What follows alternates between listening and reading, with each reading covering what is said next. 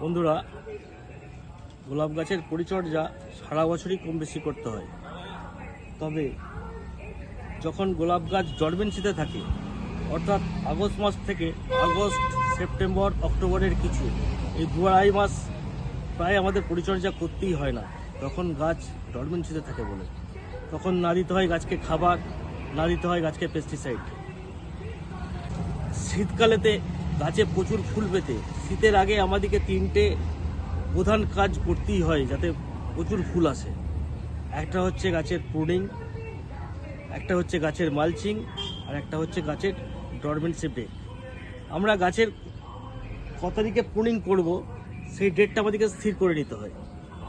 সেই প্রুনিংয়ের ডেট থেকে 1 মাস আগে মালচিং বা গাছে খাবার দেওয়া, এটা আমাদের অলরেডি করা হয়ে গেছে। আমরা গাছের গোড়ায় খাবার দিয়ে দিয়েছি। তো প্রুনিংয়ের ঠিক 15 দিন আগে আমাদের গাছের ডরমেন্সি ব্রেক করতে হবে, অর্থাৎ গাছ ঘুমিয়ে আছে, গাছকে আমাদেরকে এবার জাগাতে হবে, গাছকে বোঝাতে হবে যে শীত এসে গেছে, তোমাদেরকে ফুল দিতে হবে, তোমরা তৈরি হও, রেডি হও। তাই আমরা গাছকে কিভাবে ডরমেন্সি ব্রেক করব? আমরা যে 15 দিন সময় পাচ্ছি, এই 15 দিনের মধ্যে 4 দিন ছাড়া ছাড়া খোল পচার জল দেব। প্রথম 4 দিন ছাড়া দুবার যে খোলটা পচাটা দেবো সেটা একটু মোটা করে দেব। খোলটাকে পচালাম, পচিয়ে 4 দিন রাখলাম, 5 দিনের দিনে দিয়ে দিলাম। আর যেদিন দেব তার আগের দিন বিকেলবেলাতে আমরা গাছ প্রতি যটা গাছ আছে হিসাব করে প্রতি গাছে NPK 12-61-0 2 গ্রাম আর আপনার ম্যাগনেসিয়াম সালফেট 2 গ্রাম, এটা ওই খোলেতে দিয়ে দেব গাছ পিছু। সেইটাকে আমরা পরের দিনেতে গাছেতে দিয়ে দেবো। প্রথম 2বার একটু মোটা করে, তারপরে 2বার অর্থাৎ 4 দিন ছাড়া ছাড়া একটু পাতলা করে দেবো, ওই একই নিয়মে। আর এর মাঝে যদি গাছের জল প্রয়োজন হয় তাহলে আমরা ওই আপনার ম্যাগনেসিয়াম সালফেট 2 গ্রাম আর এই 12-61-0 2 গ্রাম সেটাকে দিয়ে অল্প করে আবার একবার দিতে পারি। আর এবার যে প্রুনিং যে ডেটে করবো তার 10 দিন আগে থেকে আমরা গাছের নর্মাল ফিডিং শুরু করে দেব। যেভাবে আগে আমরা গাছকে ফিড করাতাম সেইভাবে ফিডিং শুরু করে দেব।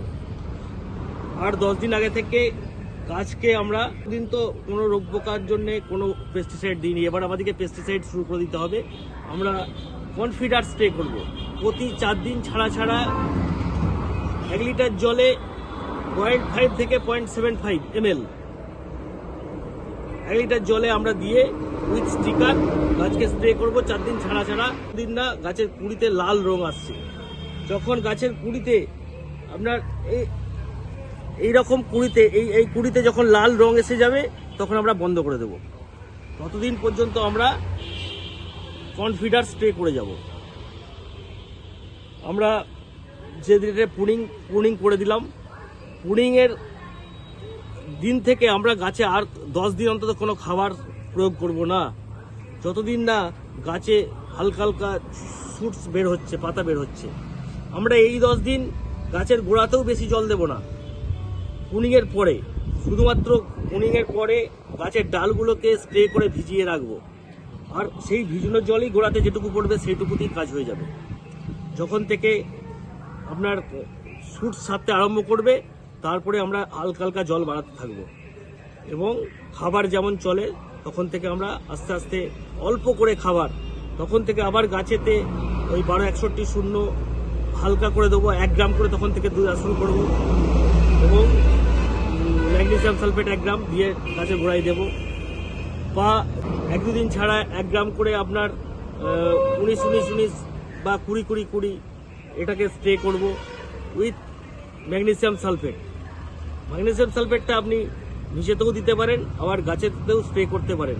আপনি 19-19-এর সঙ্গেও 19-19-19-এর সঙ্গেও বা 20-20-এর সঙ্গেও প্রয়োগটা করতে পারেন। 1 গ্রাম থেকে শুরু করব, আস্তে আস্তে ওটা 2 গ্রাম 2.5 গ্রাম পর্যন্ত যাবে। এরপর আমরা গাছকে যখনই দেখবো পাতাগুলো একটু বড় হয়ে যাবে, একটু যখন গাছগুলো একটু পাতাগুলো বড় ছেড়ে দেবে তখন আস্তে আস্তে আমরা 1 সপ্তাহে সুপার সোনাটা দেবো, পরের সপ্তাহে আমরা মিরাকুলান দেব, যে সপ্তাহে মিরাকুলান দেব পরের সপ্তাহে সুপার সোনাটা দেবো। এইভাবে আমরা দিতে থাকবো। ওই আপনার শুরু হবে 1 ml থেকে 1.5 ml, এইভাবে দিতে থাকবো। আস্তে আস্তে বাড়তে থাকে, প্রথমে 1 ml, পরে 1.5 ml। এইভাবে গাছগুলো আস্তে আস্তে বড় হতে থাকবে। দেখবেন পাতা বেরিয়ে যাচ্ছে, বড় হয়ে যাচ্ছে। তখন দেখবেন পুডিংয়ের পর থেকে 20-25 দিনের পরেই আপনার কুড়ি এসে গেছে। ব্যাস, তারপরে আস্তে আস্তে আমরা ফুল দেখতে পাবো। আমি আজকে ভিডিওটা এই জায়গাতেই শেষ করছি। আমি এরপরে তোমাদের যখন পুডিং করব তার পুডিংয়ের ভিডিও দেব। যদি আমার ভিডিওটা ভালো লাগে আপনারা অবশ্যই লাইক, শেয়ার, কমেন্ট করবেন, আর অবশ্যই সাবস্ক্রাইব করে আমার পাশে থাকবেন। আপনারা ভালো থাকবেন, সুস্থ থাকবেন, এই প্রার্থনা করে ভিডিওটা শেষ করছি।